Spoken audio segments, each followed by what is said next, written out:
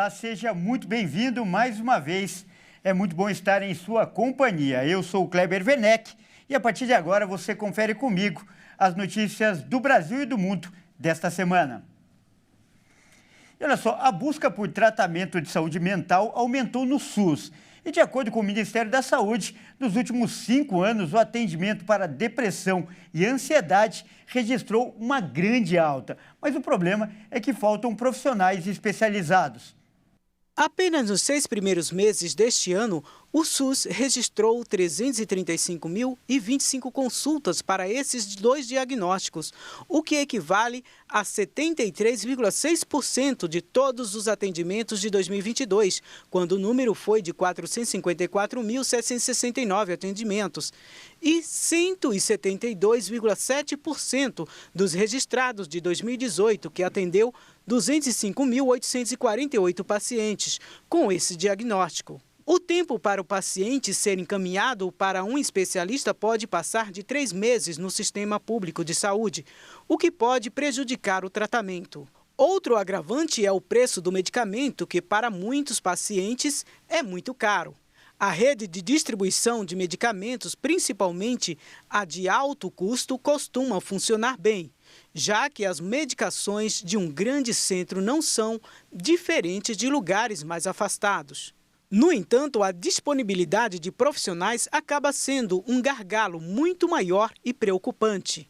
O coordenador do Programa de Tratamento em Depressão do IPQ pontua que, às vezes, os pacientes que chegam com quadros mais complexos não são necessariamente os mais graves e que saber diferenciar é primordial. Familiares e amigos devem ficar de olho a mudanças de comportamento e insistir para que a pessoa busque ajuda médica em uma UBS. Na sequência, os profissionais de saúde que recebem o paciente devem estar aptos a identificar a gravidade do quadro e encaminhar para os centros especializados. O médico destaca que, de fato, durante a pandemia da Covid-19, houve um aumento de sintomas agudos depressivos e ansiosos, como a insônia e abuso de substâncias, sobretudo álcool, e que isso se refletiu na procura por assistência no SUS, mas não necessariamente em diagnósticos, cujas taxas têm voltado para as de pré-pandemia. E ainda sobre esse assunto, uma pesquisa mostrou que de cada 3 pessoas, uma apresenta problemas de saúde relacionados à ansiedade, insônia e alteração do apetite. Essa pesquisa, realizada pelo Datafolha, demonstrou que a pandemia da Covid-19 foi o principal determinante de uma acentuada piora da saúde mental. De fato, um número crescente de estudos indica que houve um importante impacto, principalmente nas populações mais atingidas. No entanto, é provável que a pandemia também tenha contribuído para evidenciar uma grave situação que já vinha ocorrendo há algumas décadas. Desde que foi criada uma nova metodologia para mensurar o impacto das doenças na população mundial e nas diversas regiões e países, chamada de carga global de doenças, ficou evidente que a depressão, a esquizofrenia, dependências químicas e demais transtornos têm um enorme impacto negativo na vida das pessoas acometidas, seus familiares e na sociedade como um todo. No Brasil, observamos um crescimento em dados que evidenciam a importância dos transtornos mentais como um dos principais desafios de saúde. O estímulo de possibilitar acesso a cuidados efetivos em saúde mental para todas as pessoas que estejam apresentando sofrimento ou transtornos mentais é enorme. Dessa forma, no Brasil, foi analisado também que a cada 4 adultos com depressão, apenas um recebe algum tipo de atenção em saúde mental, permanecendo o padrão de prescrição de medicamentos. Vale ressaltar que a ampliação do acesso a cuidados em saúde mental pode ser efetivada com 4 tipos de ações: maior investimento de recursos financeiros para programas de atenção à saúde mental, aumento da formação de profissionais especializados, a capacidade de profissionais de saúde não especializados em saúde mental e desenvolvimento e incorporação de novas tecnologias, especialmente as que utilizam meios digitais para ampliar o acesso à atenção em saúde mental. O Brasil já conseguiu avançar em diversas das ações necessárias, principalmente aquelas relacionadas aos determinantes sociais, como o combate à pobreza e a qualquer tipo de discriminação. Também avançou em sua política de saúde mental centrada nos direitos humanos e na atenção à saúde mental na comunidade. Além desses avanços, algo que pode ajudar também no combate à depressão é o sorriso. Hoje, em especial, é comemorado o Dia Nacional do Sorriso. Você já deve ter ouvido aquele ditado que rir é o melhor remédio. Então, esse não é apenas um provérbio popular. O sorriso realmente traz benefícios para a nossa saúde.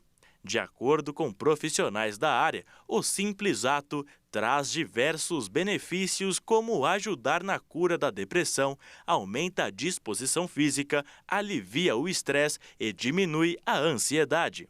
Além disso, os médicos dizem que as gargalhadas proporcionam a liberação dos hormônios da felicidade no cérebro, como, por exemplo, a serotonina, a dopamina, a oxitocina e a endorfina. Então, não deixe nunca de dar aquela risada, já que ela pode te ajudar em diversos aspectos, principalmente em ser uma pessoa alegre.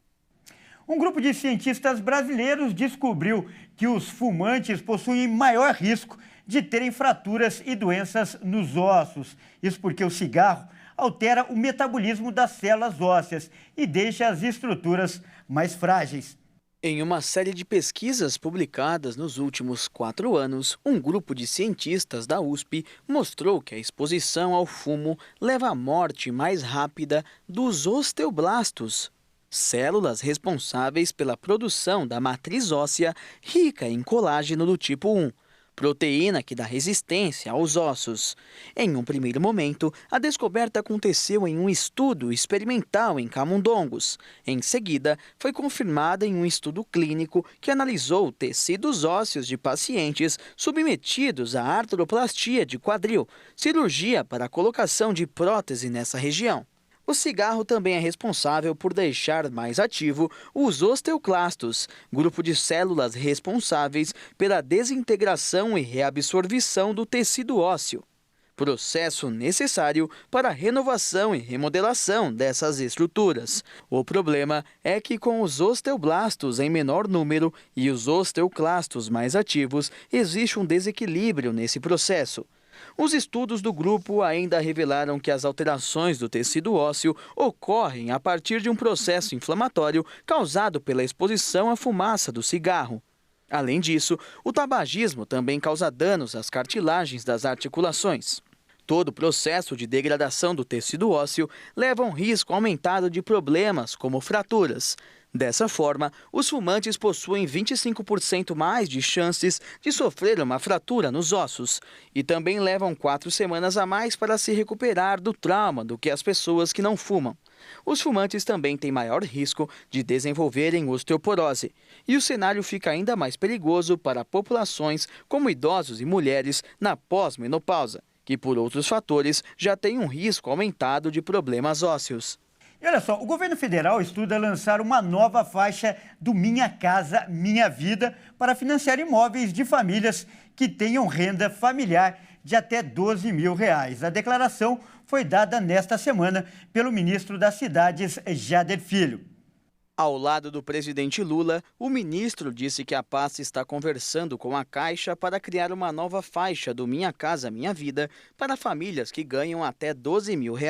Nós estamos conversando com a Caixa e nós estamos discutindo com eles para a gente poder fazer uma faixa estendida até R$12 mil. É isso, não me discutindo com a Casa Civil para poder estabelecer uma faixa até R$12 mil.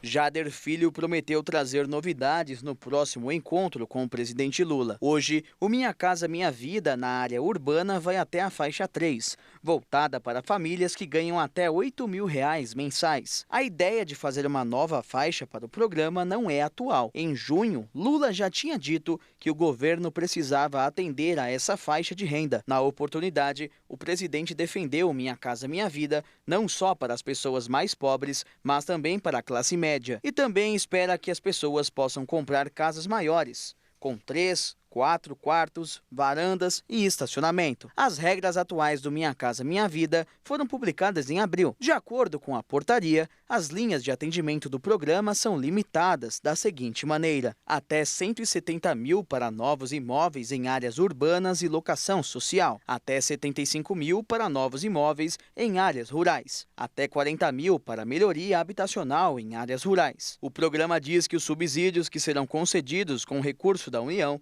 estarão limitados às famílias que estão enquadradas nas faixas de renda urbano e rural, 1 e 2. Na faixa 3, voltada para famílias de maior renda no campo e na cidade, não existe o subsídio e o comprador paga 100% do valor do imóvel.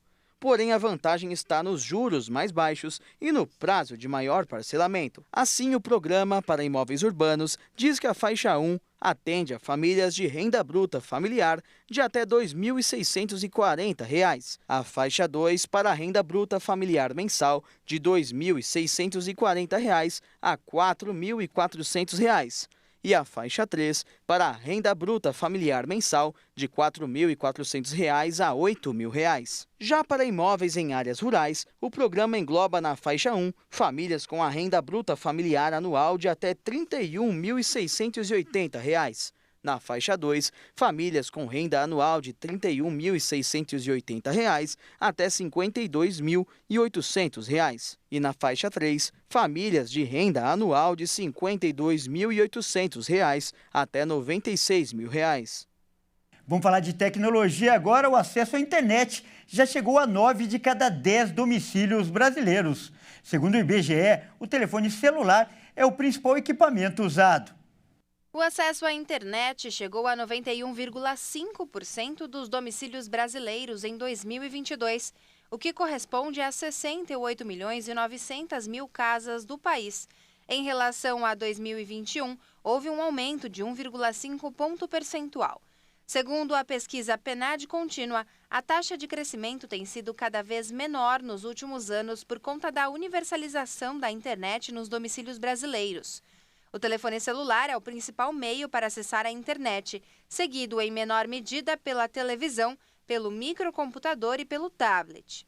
Sob o aspecto da situação do domicílio, o crescimento tem sido mais acelerado nas áreas rurais, contribuindo para uma considerável redução da diferença em relação ao aumento verificado na área urbana. Em 2016, essa diferença foi maior do que 40 pontos percentuais e caiu para 15,4 pontos percentuais em 2022. O crescimento aconteceu em todas as regiões do país, sobretudo no Nordeste e no Norte, que apesar de apresentarem os maiores aumentos, se mantêm como as regiões com os menores percentuais de domicílios com acesso à internet. E uma pesquisa revelou quais são as profissões que devem bombar em 2024. Confira na reportagem. A expectativa é de que o volume de contratações e o valor dos salários melhorem na comparação com 2023. Segundo o guia salarial da recrutadora Robert Half, o ano que vem é promissor para 8 áreas. Entre elas, engenharia, finanças e contabilidade, jurídico, mercado financeiro, recursos humanos, seguros, tecnologia, vendas e marketing. A área tecnológica, que tem sido a mais animadora dos últimos anos, para 2024 não será diferente. Entre as profissões mais requisitadas no mercado, teremos gerente de TI, analista de segurança, engenheiro de prompt, aquele que estrutura o raciocínio entre perguntas e respostas da inteligência artificial, especialista em cibersegurança e analista de dados. Dados que são considerados o novo petróleo, tamanho valor.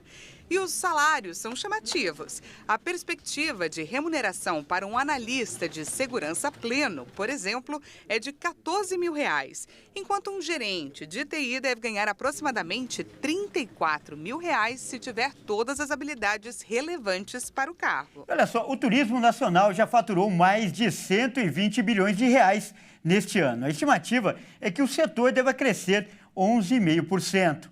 O Ministério do Turismo informou que o setor já registrou entre janeiro e agosto deste ano cerca de 12 bilhões de reais a mais do que no mesmo período do ano passado.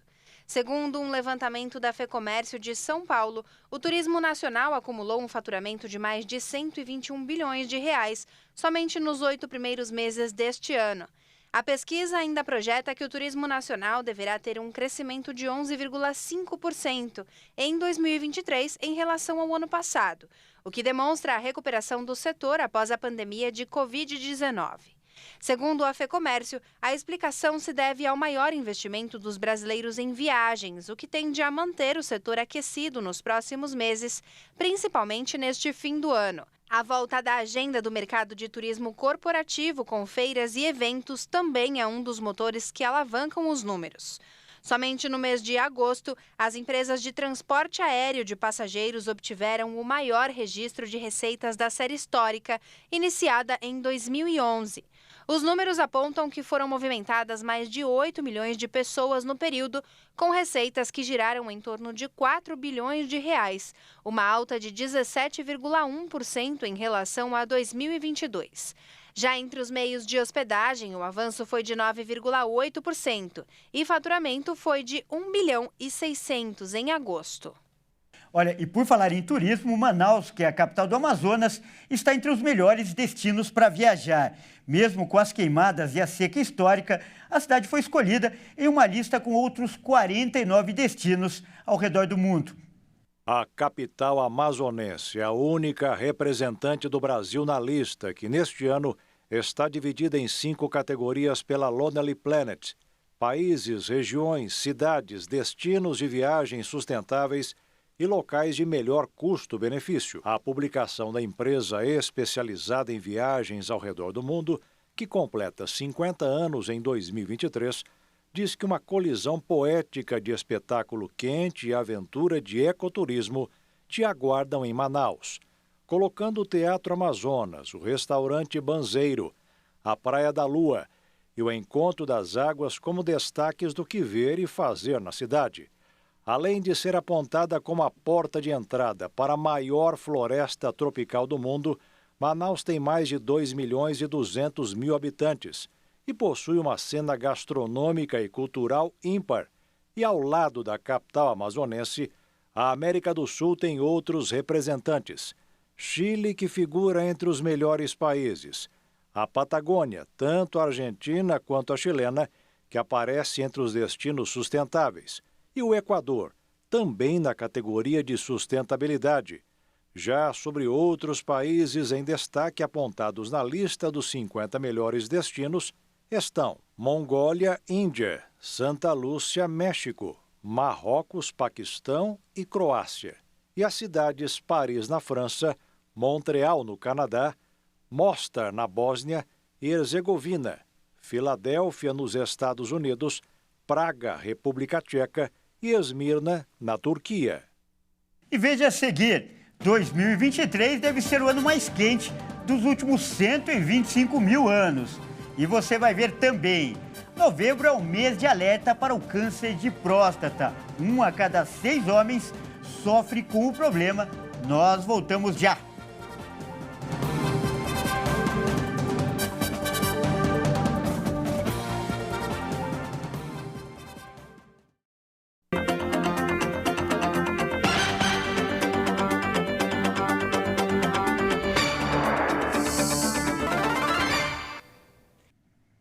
Olá, mais uma vez seja muito bem-vindo. Nós estamos de volta com o segundo bloco e mais notícias do Brasil e do mundo para você.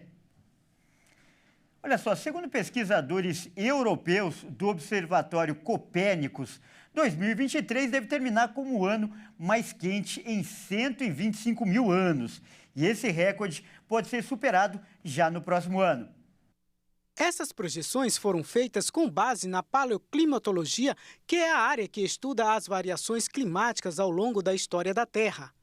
A onda de calor associada a outros eventos climáticos extremos está relacionada com o fenômeno El Niño e as contínuas emissões de gases de efeito estufa em atividades humanas. O mês passado foi o outubro mais quente já registrado no planeta, pois alcançou 1,7 graus a mais do que a média para o mês de outubro, no período de 1850 a 1900, nível pré-industrial. Desde janeiro, a temperatura média do planeta é a mais quente já registrada para os primeiros 10 meses do ano, sendo 1,43 graus acima da média. A Organização Meteorológica Mundial alerta que o fenômeno climático El Niño deve durar até pelo menos abril de 2024 e contribuir para um novo aumento de temperaturas em várias partes do mundo. O próximo ano pode ser ainda mais quente do que 2023. Algumas regiões serão impactadas por eventos extremos, como ondas de calor, chuvas fortes e incêndios florestais. A Organização Meteorológica Mundial ressalta que, em meio a eventos climáticos extremos cada vez mais frequentes, as comunidades vulneráveis são mais suscetíveis a sentir impactos maiores. Sobre os desastres, o número de eventos de médio ou grande porte previsto é de 560 por ano, ou 1,5 por dia, até 2030. Em países com cobertura limitada de alerta precoce, a mortalidade por desastres é 8 vezes maior do que em países com cobertura substancial ou abrangente, diz a Organização de Estudos Climáticos. E olha só, ainda sobre esse assunto, o especialista em climatologia e geologia, Rodolfo Bonafim, explica o que está acontecendo. Historicamente falando, o El Niño, ele causa muita chuva na região sul e pouca na região sudeste. Mas não é o que está acontecendo esse ano. Embora as maiores tragédias estejam acontecendo lá no sul, a região sudeste também está sofrendo. Nós tivemos o caso aí, um dos exemplos da ventania, que assolou o litoral de São Paulo e algumas regiões do interior paulista, especialmente a região de Sorocaba. Muito bem. E o que esse El Niño tem de diferente? Historicamente falando, é isso. Só que o El Niño, como ele é gerado pelo aquecimento anormal das águas do Oceano Pacífico, ele é um fenômeno natural. Só que ele está sendo agravado pelas mudanças climáticas, porque encontra um Oceano Atlântico, que banha o nosso litoral, também aquecido. E é por isso que a gente está com esse clima muito bagunçado, realmente. Mais bagunçado do que seria pelo El Niño. E se a gente não conseguir reduzir, realizar a meta de reduzir as emissões de carbono, nos próximos 5, 10 anos, nosso planeta vão ser cada vez mais difíceis. E por falar em calor, um novo protetor solar está sendo desenvolvido nos Estados Unidos e promete revolucionar o mercado. É que, além de proteger a pele contra o sol, o produto ainda ajuda na cicatrização e contra o envelhecimento. Segundo os cientistas da Universidade Northwestern, o segredo por trás deste avanço está na introdução de uma supermelanina artificial que mimetiza a função da melanina natural da pele. O estudo publicado na revista científica Nature Regenerative Medicine mostrou que esta substância é capaz de capturar e neutralizar os radicais livres desencadeados pela exposição à luz ultravioleta, que são conhecidos por destruir o colágeno da pele, levando a rugas e flacidez ao longo do tempo. O protetor solar demonstrou uma capacidade de acelerar o processo de regeneração da pele quando aplicado diretamente em feridas. Mais de metade das áreas da pele dos pacientes apresentou uma melhora na cicatrização. Os pesquisadores enfatizaram a importância de avaliar o impacto do produto em amostras de pele humana, já que a exposição diária à luz ultravioleta representa um desafio constante para a saúde da pele e destacaram a necessidade de uma solução eficaz para reparar danos solares contínuos. O estudo representa uma perspectiva promissora para o desenvolvimento de tratamentos tópicos destinados a regenerar a pele após danos provocados pela exposição solar ou por agentes tóxicos. E olha só, um novo estudo mostra que a Groenlândia perdeu 1/3 do volume de gelo nas últimas 4 décadas. O motivo é o avanço do aquecimento global.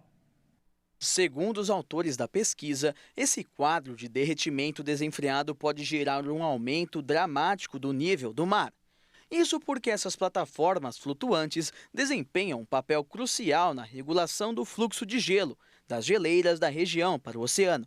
Além disso, as geleiras da Groenlândia contêm gelo suficiente para elevar o nível do mar em pouco mais de 2 metros. Segundo o estudo, desde 1978, essas plataformas perderam mais de 35% de seu volume total, e 3 delas colapsaram por completo. O derretimento das plataformas de gelo em si não contribui para o aumento do nível do mar, uma vez que elas já estão na água, mas elas funcionam como represas que regulam a descarga de gelo no oceano. Se essas barreiras naturais se desintegrarem, as geleiras podem acabar despejando mais gelo no oceano. Os autores do estudo descobriram, no entanto, que as geleiras começaram a descarregar gelo em resposta ao enfraquecimento das plataformas que vem derretendo em sua parte interior, devido ao aquecimento dos oceanos. Para se chegar a esses dados preocupantes sobre o derretimento das barreiras de gelo da Groenlândia, os pesquisadores que são da Dinamarca, França e Estados Unidos usaram milhares de imagens de satélites combinadas com medições de campo e com modelos climáticos para reconstruir a natureza das geleiras flutuantes. As geleiras do norte da Groenlândia começaram a desestabilizar somente nos últimos 20 anos, o que significa que se perdeu mais gelo do que se ganhou. A camada de gelo da Groenlândia responde hoje por aproximadamente 17% do aumento do nível do mar observado de 2006 a 2018. Números que podem aumentar caso o aquecimento global não vire uma pauta prioritária nos debates internacionais sobre o clima. Vamos falar de saúde. Os Estados Unidos anunciaram a aprovação de um novo medicamento para a perda de peso. Os resultados são impressionantes, mas a substância pode ter efeitos colaterais. As autoridades de saúde dos Estados Unidos aprovaram o medicamento para emagrecer Zepbound, do grupo norte-americano Eli Lilly. A expectativa é que ele esteja disponível nos Estados Unidos em algumas semanas e os analistas preveem que será um sucesso de vendas. O medicamento, que é uma injeção semanal, é indicado para pacientes com sobrepeso ou obesidade, que sofrem de pelo menos uma condição relacionada, como hipertensão, diabetes tipo 2 ou colesterol alto. O principal ingrediente ativo do medicamento é a tirzepatida. Em um ensaio clínico envolvendo mais de 2.500 adultos com peso médio de 104 quilos, as pessoas perderam 22 quilos tomando a dose mais alta permitida, juntamente com dieta e exercícios físicos. Quem tomou a dose mais baixa perdeu 15 quilos e com o placebo perdeu 3 quilos. O Zepbound será vendido por mais de $1.000 ou cerca de R$5.000, mas a farmacêutica diz que as pessoas cobertas por seguro de saúde nos Estados Unidos poderiam pagar apenas $25 pelo medicamento para 1 a 3 meses. Os efeitos colaterais incluem problemas de estômago, dor abdominal, reações a injeções, reações alérgicas e queda de cabelo, entre outros. Foi descoberto que causa tumores de célula C da tireoide em ratos, mas não se sabe se o mesmo aconteceria em humanos.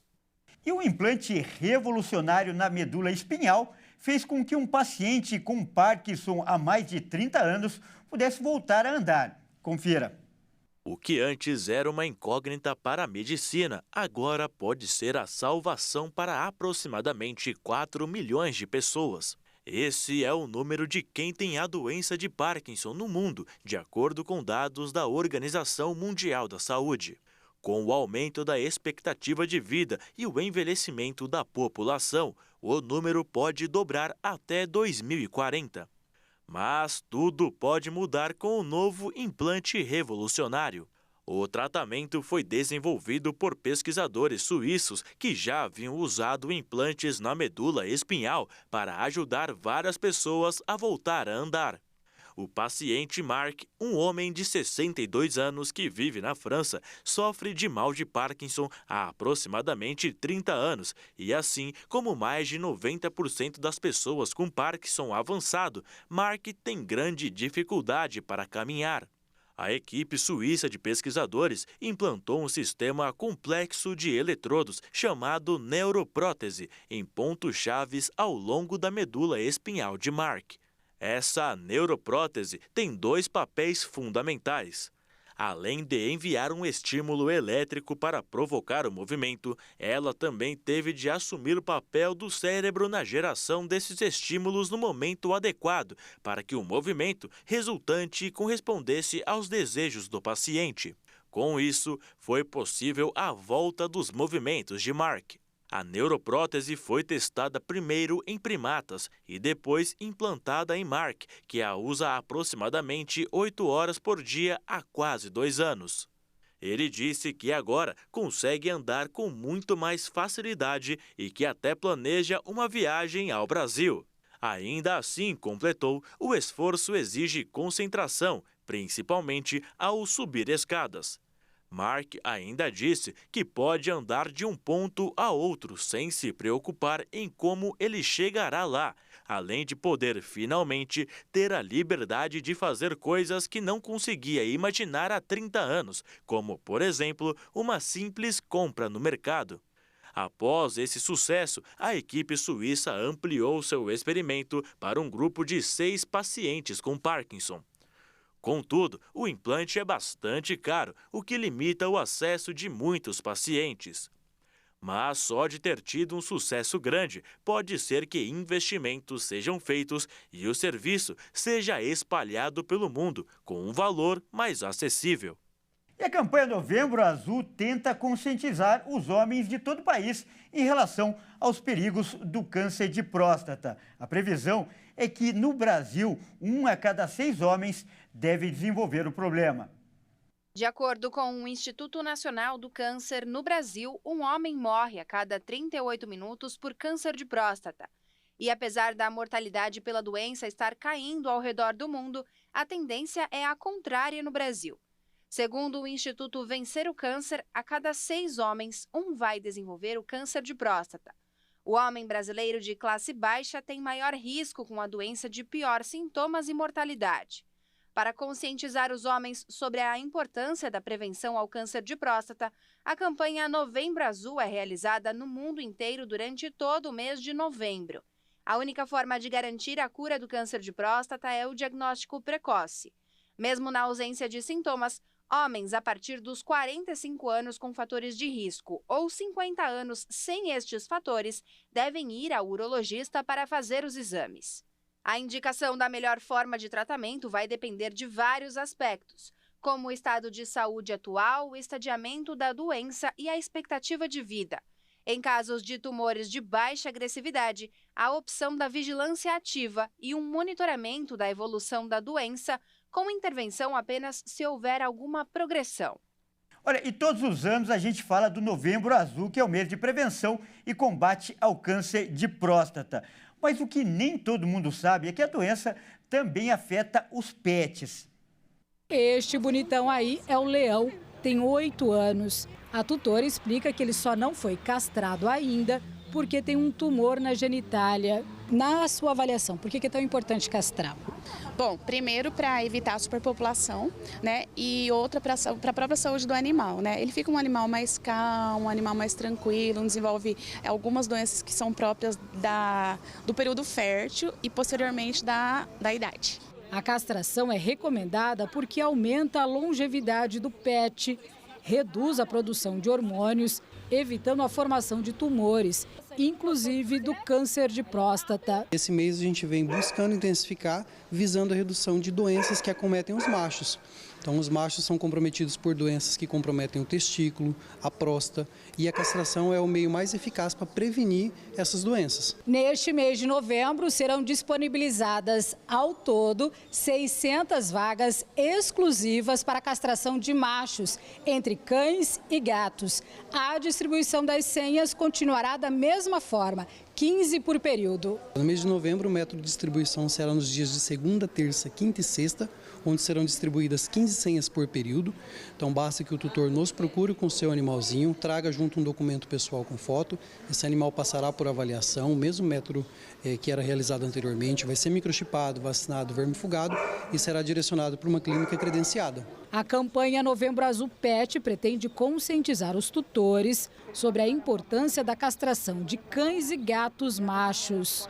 Por mês, a procura para o procedimento nos machos é menor Em média, são realizadas 40 cirurgias em machos contra 120 em fêmeas. A castração, além de trazer qualidade de vida para o animal e evitar algumas patologias, ela também tem essa necessidade, que é o controle populacional, tendo em vista que um macho ele pode emprenhar diversas fêmeas, né? A fêmea ela vai ter ali a sua cria de 10, 8 filhotes, mas o macho ele pode emprenhar diversas fêmeas que estejam no cio, que estejam aptas para a reprodução. Neste sábado, dia 4 de novembro, a Subeia itinerante estará no Estrela d'Alva, no campo do Buracanã, com atendimento médico, vacinação e encaminhamento para a castração de cães e gatos machos. Bom, é isso aí. Essa edição fica por aqui. Eu agradeço demais pela sua companhia e convido a continuar ligado em nossa programação. Até mais!